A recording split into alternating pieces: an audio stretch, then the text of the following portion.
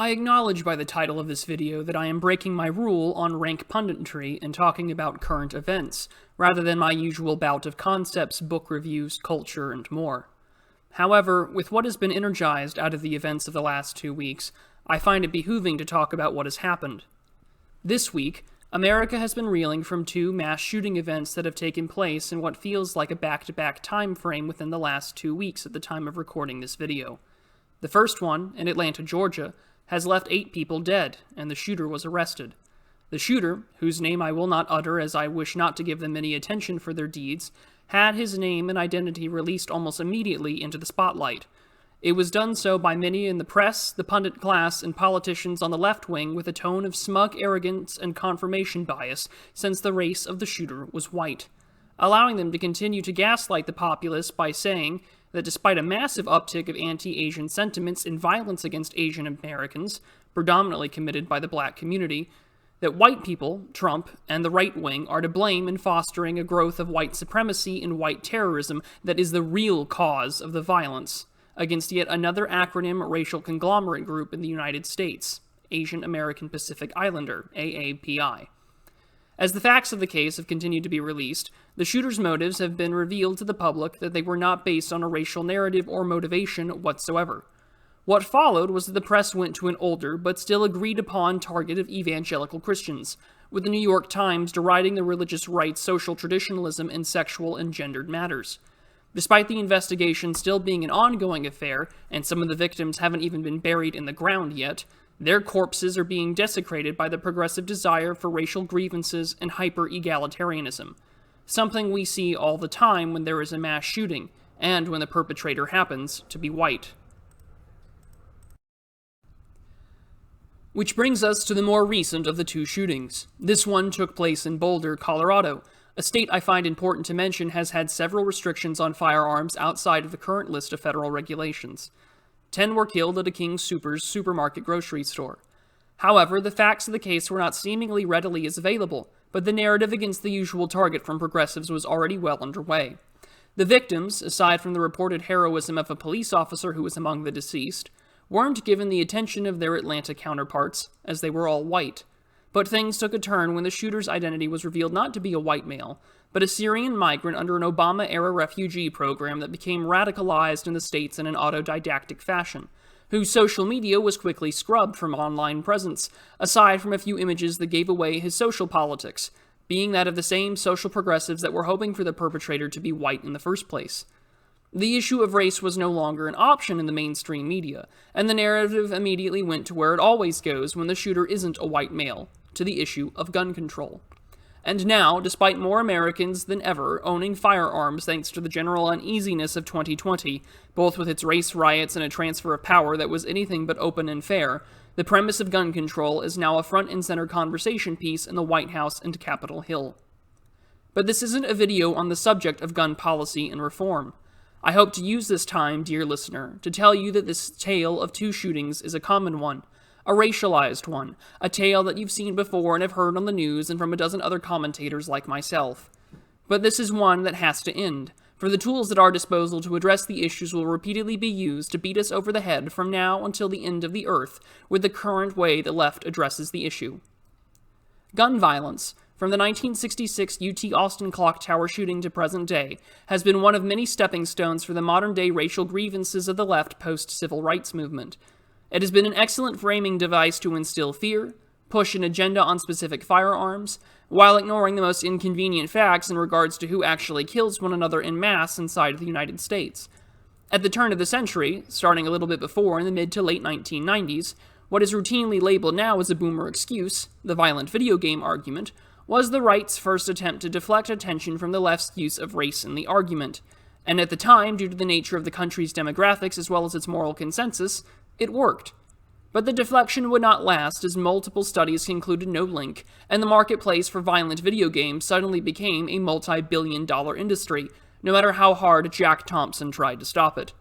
Since then, other attempts to deflect from the left's increasing anger and vitriol towards white men and firearms, such as mental health awareness and watered-down versions of the left's own gun policy like red flag laws, have failed. Nothing will placate the ongoing racial grievance politics that they continue to use. And how do they use it?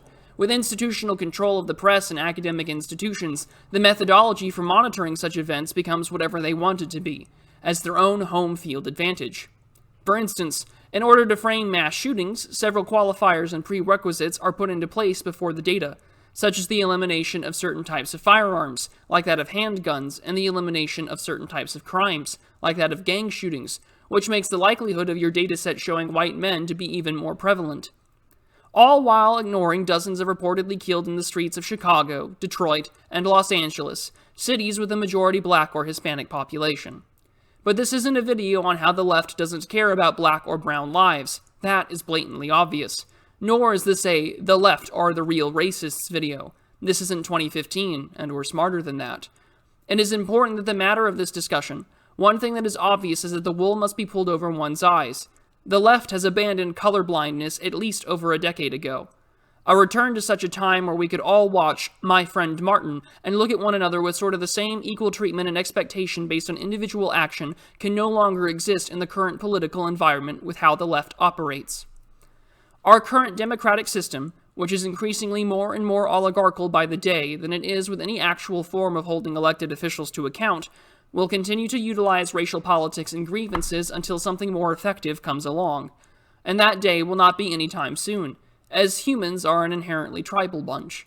We seek to belong to groups and others that look like us, think like us. It is why kids in schools self-segregate, no matter the demographics of a particular institution. It is a tool that has been in American politics for centuries, whether it is the abuse of Irish and Italian immigrants in New York City and Chicago political machines in the 19th and 20th centuries, or how more recently the continuous talk of America's changing demographics and the emerging Democratic majority have been discussed with glee on the left since 2012. This is a feature, not a bug, of our current political system. It is why Stacey Abrams has been so effective at getting nothing more than masses of bodies that have little to no political involvement or stake in a system that will take care of them regardless if they vote or not, for the purposes of political power. When pundits will do whatever they can to facilitate racial consciousness and awareness in order to maintain blocks of ethnic groups and races to maintain their positions of power. And along with school shootings, it has worked to a significant degree, especially amongst some of their biggest enablers, white progressives, as shown by many to have an inherent bias for the out-group rather than the in-group. As you can tell from the time frame of many data sets and polls that have been recently released, the post-2008 world has illustrated that racial stratification of the economy, leading to more racial grievances, has led to an explosion of race-based conversations in our body politic. The reason being was that the general malaise and collective anger of all races at the economic issues of the Great Recession and the government's response to it, such as the TARP bailout sending out over $700 billion of the taxpayer money to the upper echelon of the economy, with the expressed intent that the money was never meant to be repaid. The narrative has evolved quite well. It's no longer just the greedy white businessman on Wall Street. It is the average white family that lives next to you, your white coworker who is somehow a magical advantage by the nature of his own immutable characteristics. The irony of the left, though, is adopting human biodiversity talking points, is that it has been incredibly successful. Whites in the US are the only racial group among their progressive counterparts that do not have an in-group bias but instead have a preference for the out-group. The politics of racial grievance has become almost ubiquitous, with critical race theory more and more from the streets now being paved with Black Lives Matter phrases, and the term "it's okay to be white," once a trolling phrase, is now being declared openly by many on the left as a problematic and racist phrase. Which brings us to the right wing, and others on the anti-progressive sphere. At the moment, there isn't an effective narrative on race, or at least one that hasn't been adopted by mainstream politicians or dissidents that has managed to gain ground effectively. At the moment, you have mainstream rights of the Republican Party, who is ostensibly a white party in the US as the left has opted for an urban, multiracial, and ethnic votes, a strategy that has been in their corner since FDR. As Nick Land tells us in The Dark Enlightenment, this is only going to continue as the majority demographic gets smaller, and it will vote more tribally, despite the fact that the GOP wants to focus on women and minority outreach based on 2020 election exit polls. In real time, we are witnessing a myriad of strategies play out, as well as witnessing some that have been tried and failed. Which ones have failed? Radicalism and militant action, specifically in the name of whites or Caucasians. All that this does is reaffirm the ongoing false narrative that white men are the biggest threat to the US and its government, giving them the ammunition for free that is not a viable strategy. Ethno-nationalism, also known as white nationalism, has been successfully co-opted. See CNN's favorite racist, Richard Spencer, who is no different from the left on policy, but just wants it for white people. A white ethno-state, I believe, is unlikely to be happening in the United States without fundamentally removing millions of people, or somehow changing the current birth rates overnight, which cannot happen without a radical shift in the economy on a massive scale. I will pause for a moment and admit to you that this is difficult for me to discuss. I was raised as the son of a soldier, and at the time one of the most integrated and least discriminatory places that I've seen in the world. I was told not to see race, but to judge an individual for their actions, and that there are good people of all races and bad people of all races. But we must judge each person based on their own individual action. But as the left has made increasingly clear, inside of my own country, that is not going to happen anymore if you're progressive. What I have noticed that is working, however, is the claim that one is anti-white, the evolution of racist or reverse racism of the claims of the previous decade. At the moment, the phrase anti-white remains one of the most effective counters I've seen that doesn't trigger a militant response from the apparatus of the state. It does make the person you are confronting either admit that they are anti-white, or are forced to admit their own twisted logic out loud when you have the opportunity to gain the possible moral high ground. Global South Africa is coming to the U.S., between farm bills that give more exclusive money to black farmers, or the public-private partnership currently happening in Oakland to give out UBI to the poor, except for poor whites. A narrative and an overall awareness of race must be instilled on the right, and this is coming from someone who really doesn't care for discussing race or looking at things through a racial lens or ethnicity. I wasn't raised that way. I've lived all over the world, both sides of the American coast, and more recently a Hispanic-majority city during my teens and early 20s. However, it's important to have, or at least using the current tools, that work. Remember to do your own research and to think critically, and know that how things are framed are not what they are. Cultivation theory is used extensively by the press to create a reality that they will have their audience believe to be true in the outside world, and not just within the confines of their televisions tuned into MSNBC or CNN. In addition, have a healthy sense of self-respect. As Michael Malice points out regularly, these people want you dead, but they'll settle for your subjugation. This is why the left has no healthy model for masculinity for white male progressives, and for so many, transitioning to the opposite sex is their only political and social option left to be accepted by the current anti-white progressive movement.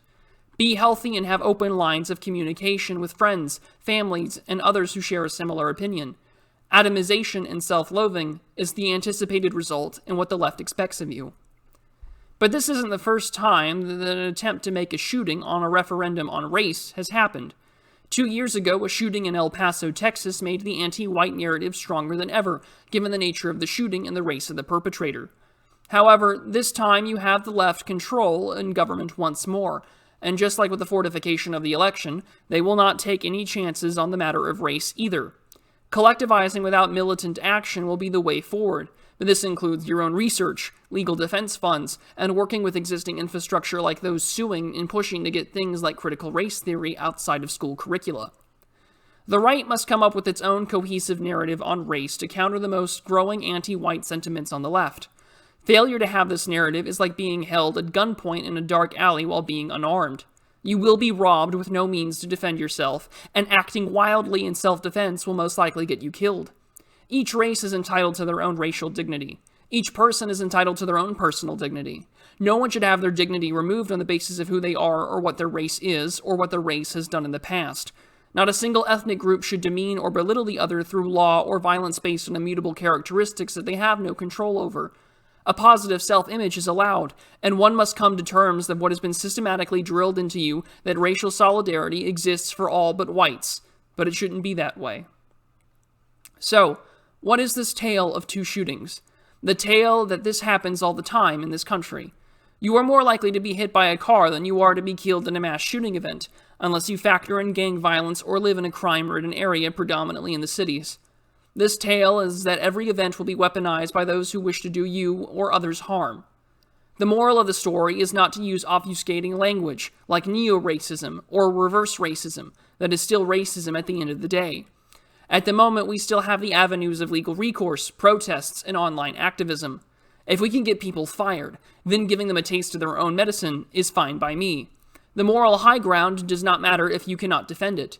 One cannot be king of the hill if they're not willing to shove and potential challengers away that wish to do them harm. As to the claim, equality will feel like oppression to those who have been advantaged. Do tell me what advantage the white working and middle class has had when they can barely make ends meet, and they have seen their hometowns ravaged by globalization, the opioid crisis, and mass immigration over the last 60 years that has wiped out their savings and their ability to make a decent living. What has happened in Atlanta and Boulder were tragedies, and I'm quite exasperated that once again I am to be blamed based upon the color of my skin. But that doesn't have to be the case. It's very much okay to be white. Do not give them what they want, which is to supply for their ravenous demands of racism. Be armed, literally and figuratively, but do not strike out in revenge, for there is no need for bloodshed, lest it is in self-defense. Prudence and caution to defend your livelihood and well-being is what matters now. Plan ahead, be smart, and don't play into their game, framing, or exactly what they want you to do. Until next time, everyone, and be prudent.